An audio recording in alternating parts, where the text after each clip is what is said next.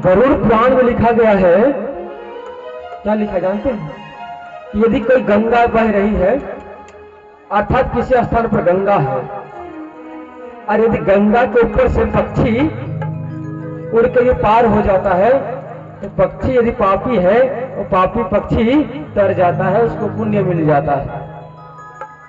आपने सुना है ना कि गंगा नहाने से सारा पाप नष्ट हो जाता है। और उसी की गंगा की गोद और हिमालय की छाया में हम सभी लोग बैठे हुए हैं। हिमालय किसे कहते हैं? पर्वत को। शास्त्र कहता है हाँ, पर्वत को भी कहते हैं और अंतरिक्ष को भी हिमालय कहते हैं। और उस हिमालय की छाया है, सुबह होती है सूर्य उग जाता है, और शाम होती है, और जैसे शाम के बाद समय आता तो रात हो जाता है। यही है परमात्मा की विशेष कृपा। वो चाहले तो मनुष्य को विद्वान बना दे, और यदि वो चाहले तो मनुष्य को मूर्ख बना दे। भगवान श्री कृष्ण कहते हैं पिताजी से कि पिताजी, मैं वही हूं गंगा की गोद, हिमालय की छाया, जो मेरे शरीर में आ जाता है उनका सारा पाप को मैं नाश कर देता हूं। पाप किसे कहते हैं? गलत विचार करना, गलत सोचना, गलत दृष्टि किसी की ओर ले जाना, गलत आहार भोजन ग्रहण करना, ये पाप है। और ये पाप खत्म कब होता है? तो शास्त्र कहता है ये पाप खत्म तब होता है जब हमारे अंदर इस बांके बिहारी की कृपा हो जाती है। भगवान की कृपा जब हो जाता है ना, तो मनुष्य दानव से महामानव बन जाता है। अंगुलीमाल की कथा आप लोगों ने सुना होगा। अंगुलीमाल दुर्दांत डाकू था। एक जंगल में वो रहता था, और उस जंगल में एक रास्ता था दूसरे गांव जाने के लिए, और जो उस रास्ते से चला जाता अंगुलीमाल उसे गर्दन काट लेता, अंगुली काट के अपना माला बना रहा था, तो माला में उसे पिरो लेता, और वो काउंटिंग करता, गिनता कि मैंने आज तक कितने मनुष्यों को मैंने मारा है। एक दिन की बात है, भगवान गौतम बुद्ध जो कृष्ण के 23वें नंबर के अवतार हैं, एक गांव में गया भिक्षा मांगने के लिए। तो भिक्षा मांग रहे थे, और जब भिक्षा मांगने उस गांव में पूर्ण हो गया, सफल हो गया, उसने सोचा कि दूसरा गांव में मैं जाऊं भिक्षा मांगने के लिए। तो वो सोचा कि यही रास्ता है, इसी रास्ते से चला जाता। तो उसी रास्ता से वो आगे बढ़ने लगा। गांव के लोगों ने उसे रोका, अरे महात्मन तुम कहां जा रहे हो? तुम कहां जा रहे हो? इस रास्ते से तुम आगे नहीं जाना। यदि तुम इस रास्ते से आगे जाओगे ना, तो एक डाकू रहता है जिसका गर्दन कट जाता है, और गर्दन काट के अंगुली काट के एक माला उनके पास है, माला में वो पिरो लेता है। वो गिनती करता है कि मैंने आज तक कितने मनुष्यों को मृत्यु के घोषित किया है, इस रास्ते से आप नहीं जाना। वो कहता है मैं तो जाओ तो इसी रास्ते से, चाहे मेरा कुछ भी हो जाए। बात रहा मरने का, तो मैं मरने के लिए तैयार हूं, लेकिन जाऊंगा मैं इसी से। गौतम बुद्ध अपने चरण कमल को बढ़ाते हुए आगे बढ़ने लगता है। आगे पहुंचता है, जंगल की ओर बढ़ते रहता है। अंगुलीमाल एक वृक्ष के नीचे, एक पेड़ के ऊपर में बैठा हुआ था। अंगुलीमाल को नजर पड़ा गौतम बुद्ध के ऊपर में। अंगुलीमाल पेड़ से ही चिल्ला कर कहा, अरे ब्राह्मण देवता, तेरा ड्रेस, तेरा गणवेश अलग लग रहा है, पीला पीला लग रहा है, लगता है तू वही ब्राह्मण है। वहां से तुम आगे नहीं आना। यदि तुम आगे आओगे तो तेरा मृत्यु निश्चित है, तुम वहीं से लौट जाओ। अंगुलीमाल किसी का बात को नहीं सुना, आगे बढ़ते जा रहा है, बढ़ते जा रहा है, बढ़ते जा रहा है। और बढ़ते बढ़ते कहाँ पहुंचा, जहां अंगुलीमाल वृक्ष के नीचे ऊपर में बैठा हुआ था पहुंचा। और जैसे वहां पहुंचा अंगुलीमाल पेड़ से तुरंत कूद पड़ा, नीचे आया। और जब नीचे आया अंगुलीमाल ने कहा, मूर्ख ब्राह्मण, मैं चिल्ला चिल्ला के कह रहा था, गल्ला फाड़ फाड़ के कह रहा था कि तुम वहीं से लौट जाओ, लेकिन तुम लौटा नहीं। तुझे मरने का बहुत शौक है ना, आज तुझे मैं बताता हूं कि मौत क्या होता है। आज तुझे मृत्यु से कोई नहीं बचा सकता, तुझे मरने का बहुत शौक है। अंगुलीमाल ने कहा, बहुत मरने का शौक है। तब तक गौतम बुद्ध जवाब देते हैं, अरे मारना ही है ना, मुझे मार लेना, मुझे कोई फिक्र नहीं है, दुख नहीं है, लेकिन मारने से पहले मुझे भिक्षा दे दो। मैं भिक्षुक ब्राह्मण हूं और मैं भिक्षा लेकर के ही अपने लक्ष्य की ओर आगे बढ़ता हूं। उसने कहा, भिक्षान दे ही, मुझे भिक्षा दो। अंगुलीमाल ने कहा, तो भूतों से भूत मांगते हो और तुम मुझसे भिक्षा मांगते हो, तुझे शर्म नहीं आता? भिक्षा मेरे पास कुछ नहीं है, तेरे पास ये कमंडल, चिमटा, ग्रंथ का पोथी, झोला, अभी तो मैं नहीं छीना हूं, चोरी नहीं किया हूं। तुम अपने बच्चे से यही मांग लो और तुम अभी यहां से चले जाओ, नहीं तो तेरा मृत्यु निश्चित है। अब जो है गौतम बुद्ध कहते हैं कि आपने भिक्षा नहीं दोगे तो मैं नहीं जाऊंगा, मैं मरने के लिए तैयार हूं, लेकिन मैं भिक्षा दो। अंगुलीमाल कहता है, भैया मेरे पास भिक्षा कुछ है नहीं, क्या दो तुझे मैं?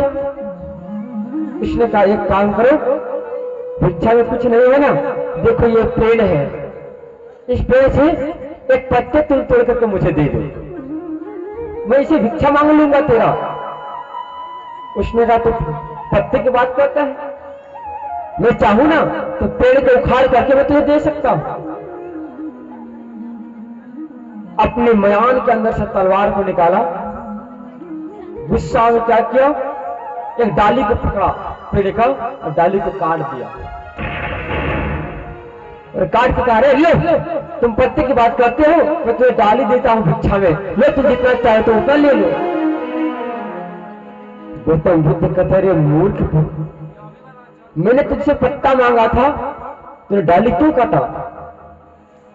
एक काम करो, एक पत्ता तोड़कर मुझे दे दो, और डाली को तुम जोड़ दो, डाली को तुम जोड़ दो। अंगुलीमाल कहता है, मैंने सोचा तुम कुछ उच्च क्वालिटी के अच्छे ब्राह्मण हो, बुद्धिमान हो, तुम तो मूर्ख निकला। कैसे? इसलिए तुझे मूर्ख कहा कि बताओ, जिसे काटा जाता है उसे भी जोड़ा जाता है क्या? नहीं जोड़ा जाता है। तो तुम जोड़ने की बात तुम क्यों कर रहे हो? ये कहीं जोड़ेगा क्या? गौतम बुद्ध मुस्कुराते हुए कहते हैं, अरे मूर्ख अंगुलीमाल, तुझे ये ज्ञात है कि जो चीज को काटा जाए उसे जोड़ा नहीं जा सकता है। तुझे ज्ञात है कि जो कट जाए वो जुड़ता नहीं है, लेकिन बताओ, जिसे तुझे जन्म देने का अधिकार नहीं है उसे तुझे मारने का अधिकार तुमको किसने दिया? तुम तो शादी किए नहीं हो, तुम तो बच्चे को जन्म दे नहीं सकते, लेकिन दूसरे को कोई व्यक्ति पास हो जाए, किसी का बेटा जंगल की ओर आगे बढ़े, तुम उसका गर्दन काट देते हो, उंगली काट देते हो, तुझे शर्म नहीं आता? तुम इस बात को गौतम बुद्ध के मुखार में से निकला हुआ सुना कौन? अंगुलीमाल डाकू धड़ाम से उनके चरणों में गिर गया। कौन? डाकू अंगुलीमाल। अरे कहने लगे, गुरुदेव क्षमा करना मुझे, कि हमसे भूल हो गई है, आज तक मैं अज्ञान के रास्ते पर चल रहा था, लेकिन आपका एक शब्द मुझे ज्ञान के रास्ते पर चला दिया है। भाइयों बहनों मित्रों, ये भगवत की कथा वही कथा है जिस कथा को आप यदि सुन लोगे एक बार मन लगा करके, तो आपके अंदर वैराग्य आना निश्चित है। जब वैराग्य आ जाएगा, ज्ञान आना निश्चित है। जब ज्ञान आ जाएगा तो आपके अंदर में त्याग आना निश्चित हो जाएगा। और आज कृष्ण ने वासुदेव से कहा कि पिताजी आप मेरे लक्ष्य की ओर आगे बढ़े, अब चिंता ना करें कि यमुना में कितना जल है, कितना पानी है, अब केवल चलते रहे, चमत्कार होता हुआ चला जाएगा, अब चिंता ना करें। आगे बढ़ता गया, लक्ष्य को प्राप्त किया। वहां से लाया मायावी मैं दुर्गे को यहाँ रखा, कंस ने उसे किसी को नहीं मार पाया। कंस को चिंता हो गया, अरे भैया आकाशवाणी हुई थी कि देवकी के अष्टपुत्र पूरा वध करेगा, लेकिन वो तो बच निकला मेरे हाथ से, वो मेरे हाथ से बच निकला। अब मैं उसे कहां ढूंढूं? उसने केवल परिचय में यही बताया कि इस गोकुल में, इस वृंदावन में कहीं वो जन्म ले चुका है। मैं कहां जाऊं उसे ढूंढने के लिए? वो कंस चिंता में पड़ गया। अपने राज्य महल में वो सिंहासन में बैठे हुए थे और वो चिंता में पड़े हुए थे। उतने में उनके असुर आते हैं और असुर कहते हैं, भैया क्या बात है, आप इतने चिंतित हो? आप रोज हंसते थे, लेकिन आज आपका मुस्कुराहट कहां चला गया? आप मुस्कुरा क्यों नहीं रहे हो? कहते क्या बताएं, मेरे शत्रु ने जन्म तो लिया, मैंने सोचा कि मैं उसे मृत्यु को प्राप्त कर दूं, लेकिन वो मेरे हाथ से बच निकला। वो छलिया, वो छल के निकल गया मुझे। अब मैं उसे कहां ढूंढूं, कहां मारूं? बगल में थी पूतना, उनकी बहन।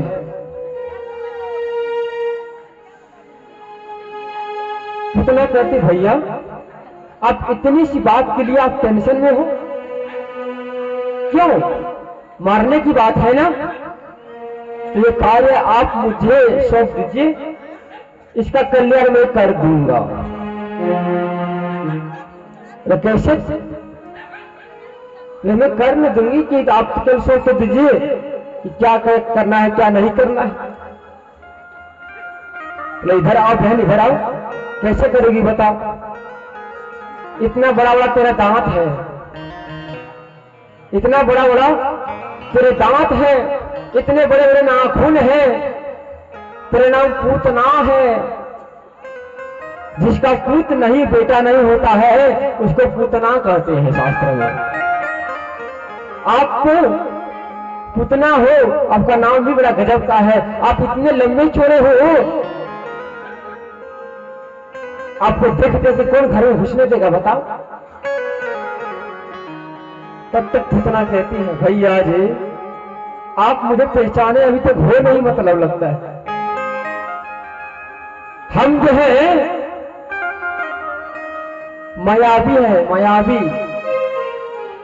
अपने रूप को मैं बदल सकती हूँ, कभी छोटा, कभी बड़ा, कभी दैत्य, तो कभी सुंदरी बन सकती हूँ मैं। आप तो केवल मुझे सोच के तो देखिए, मैं चमत्कार करके आऊंगा।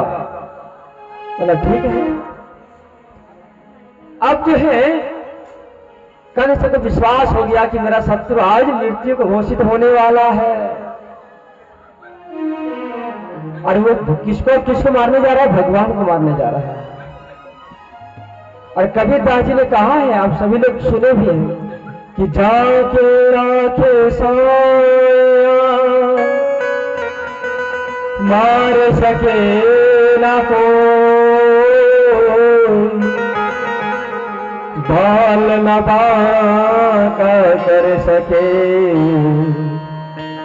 जो जग बेरी हो। बताइए, भगवान है, भगवान को मारने जा रहा। कबीरदास जी कहते हैं, साधारण मनुष्य को भी नहीं कोई मार सकता, जिनके ऊपर बांके बिहारी की कृपा होता है। इसलिए शास्त्र क्या कहता है? बहुत सुंदर शब्दों में जो कहने जा रहा हूं मैं, ये भगवत के एकादश स्कंद के ये शब्द है, सुनना ध्यान से। भगवान कहते हैं कि मंदिर आना तेरा काम है, कि मंदिर आना तेरा काम है, और तेरी बिगड़ी बनाना मेरा काम है। अरे भगत, मेरे चरणों में आकर के तुम मैं अपने मन की शंका को एक बार तो कहो कि मेरे जिंदगी में इतनी सारी समस्याएं हैं। एक बार तो आंख बंद करके हमसे कहो, आंखें से आंख मिला करके कहो, एक भी समस्या में तेरे पास नहीं रहने दूंगा। इसलिए शास्त्र कहता है, बड़े सुंदर शायर में कहते हैं कि दहलीज पर रखी हुई है आंखें इंतजार में, दहलीज पर रखी है आंखें इंतजार में। और बाकी प्यारे कहते हैं कि मैं भगत का घर कब जाऊंगा और कब जाऊंगा।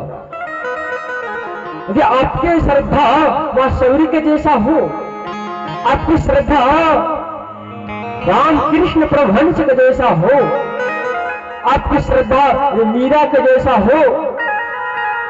जानते हैं मीरा, उनके पति कौन थे? राणा।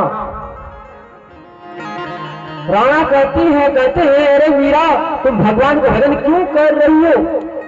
मत करो, इससे कुछ होने जाने वाला नहीं है, मत करो। मीरा कहती आप कौन होते मना करने वाले?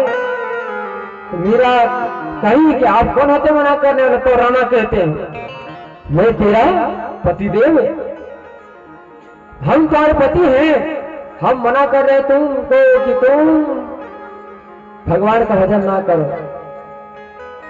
और राणा को गुस्सा आया। राणा ने क्या किया?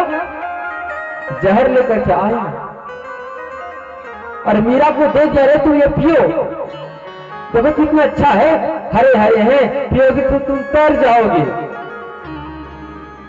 उसने कहा ठीक है, मुझे दे दो।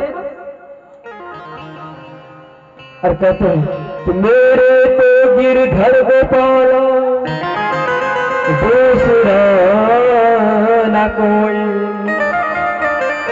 और ऐसे बोलते क्या कहते हैं कि प्याला जहरे को अमृत बनाया, प्याला जहरे को अमृत बनाया, प्याला जहरे को अमृत बनाया, प्याला जहरे को अमृत बनाया, प्याला जहरे को अमृत बनाया।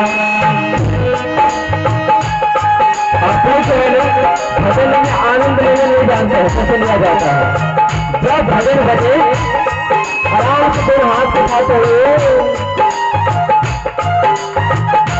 आनंद लेते हुए चले जाएंगे।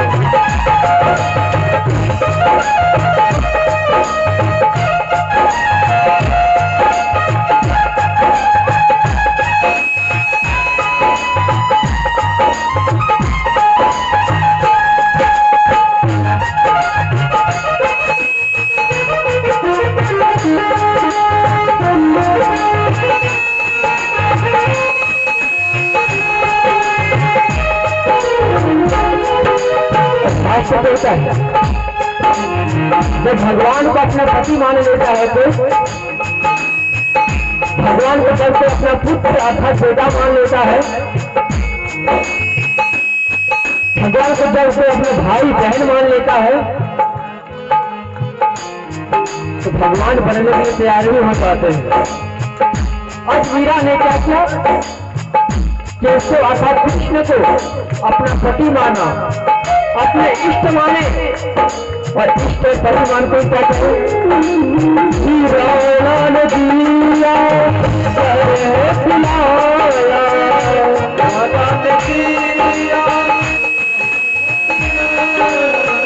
राणा दिया